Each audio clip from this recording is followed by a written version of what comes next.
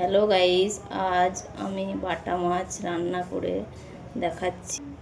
প্রথমে তেল কড়াইয়ে গরম করতে দিয়েছি, তারপর 5 ফোড়ন, কাঁচা লঙ্কা, তেজপাতা, শুকনো লঙ্কা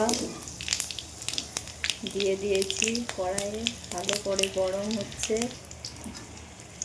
শুকনো লঙ্কা সব কাঁচা লঙ্কা গরম হয়ে যাওয়ার পরে আমি পেঁয়াজ দিয়ে দেব।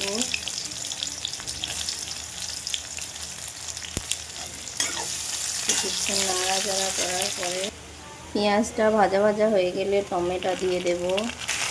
এরপর আদা বাটা, লঙ্কা বাটা,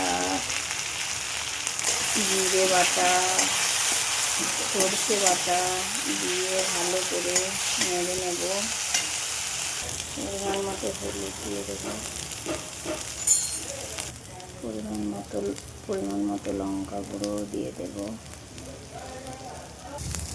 পরিমাণ মতো লবণ দিয়ে দেব।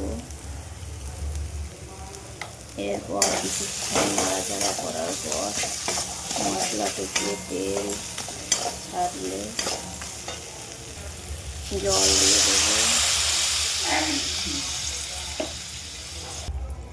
সবজি ফুটে এলে মাছগুলা দিয়ে দেব